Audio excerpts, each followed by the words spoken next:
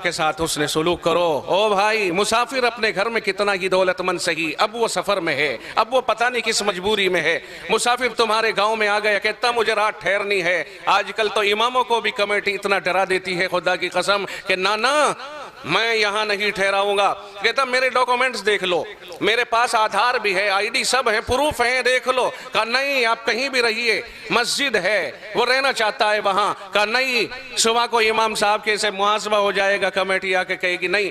Board लगा दिए, यहां मुसाफिरों का ठहरना ममनू है। जो रब कहता है मुसाफिरों के साथ वाला सुलूक करो, हमारे यहाँ तो मस्जिदों के अंदर की बदसलूकियां होने लग गई, औरों से तो क्या लेंगे। और चू कुफ्र अज का बरखेजद कुजा मानद मुसलमानी, जब काबतुल्लाह में ही कुफ्र होने लगे फिर इस्लाम कहां तलाश करोगे।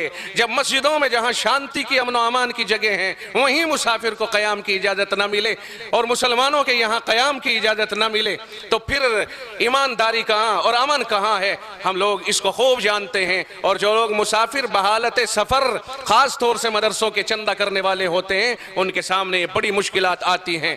और मैं उन इमामों से भी कहूंगा कि जो लोग इमामत करने वाले हैं वो इमाम कहीं बाहर से या आसमानों से टपक कर नहीं आए या रहमे मादर से वो इमाम बन करके नहीं आए, वो मदरसों के पड़े हुए हैं। अगर वो इनका ख्याल नहीं करेंगे और कमेटी को सही बात नहीं समझाएंगे, कौन समझाएगा। अइम्मा किराम, तुम तर्जमान हो मदरसों के, तुमने मदरसों में खाया है, तुम मदरसों में रह के पले हो, तुमने मदरसों से फायदा उठाया है। अगर तुम मदरसों के तर्जमान नहीं होगे तो कौन तर्जमान होगा। मदरसे वाले जाके कह दे मजबूर होकर के साहब मेरा जरा तायद कर देना, बड़े मदरसे से आया हूं। ना ना इमाम इजाजत नहीं, कमेटी की तरफ से इजाजत नहीं। ओ मेरे भाई क्या कर रहे हो। अगर इमाम कहता इजाजत नहीं तो इसका मतलब यह हुआ कि तू ये साबित कर कहां से पढ़ के आया है, तेरे पास इल्म कहां से आया है, मुसल्ला तेरे पास कहां से आया है, तू इमाम कैसे बन गया। मैं कहता हूं 11 महीने मुक्तदियों का जहन बनाने की इमाम को कोशिश करनी चाहिए और वो ये तय करे और कहे और लोगों को इतना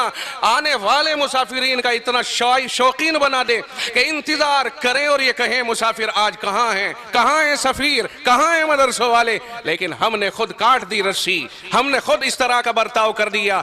बाज रोता हुआ मस्जिद के गेट से निकलता है। खुदा की कसम इसके ऊपर नजरसानी करनी चाहिए। इमामों से मैं कहता हूं दस्त बस्ता कि आप हजरात को नजरसानी करनी चाहिए अपने मौकिफ के ऊपर। अगर इमाम फिर भी अपने सख्त दिली का मुजाहरा करता है और उसकी समझ में नहीं आती है, फिर मैं खुल करके कहता हूं वो मस्जिद के मुसल्ले पर इमामत करने का हकदार नहीं है। ऐसे आदमी को वो मदरसों का दुश्मन या ऐसे लोगों का दुश्मन करार दिया जाना चाहिए। मैं बहुत खुल करके कहने का आदी हूं और ये बात मैं बहुत खुल करके कह रहा हूं। खुदा बंदाल खैर मेरा मौजू इमामत के ऊपर नहीं था। मैंने कहा इब्न सबील, कुरान कहता है, मैं नहीं कहता, मेरा रब कहता है मुसाफिरों के साथ अच्छा सलूक करो। पूछो उनसे तेरे साथ क्या परेशानी है। सारी दुनिया धोखेबाज नहीं, सारी दुनिया दहशतगर्द नहीं, सारी दुनिया बम फोड़ने वाली नहीं। कौन सी मस्जिद में हिंदुस्तान में किसने आकर के बम फोड़ दिया कि तुमने मुसाफिरों से खौफ खाना शुरू कर दिया। वो कौन सा सफीर है जिसने मस्जिद में गद्दारी कर दी हो आके। नहीं, किस मस्जिद के सब में आके सफीर ने कब मस्जिद का गल्ला उखाड़ा और फाड़ा है, वो कब वहां डकैती डालने के लिए आया है। फिर क्यों डर गए अहले कमेटी और क्यों डर गए इमाम इन मुसाफिरों से।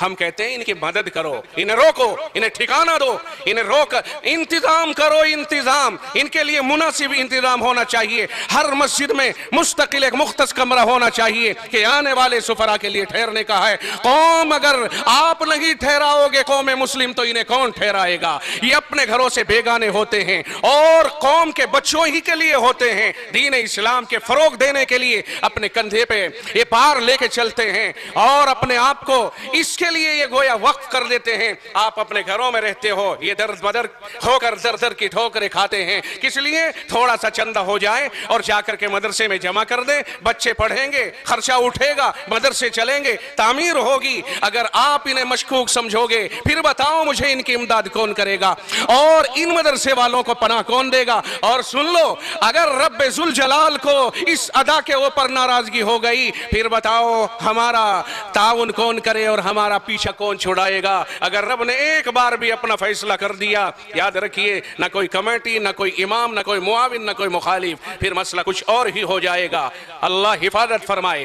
खैर इब्न सबील मुसाफिर की मदद करे।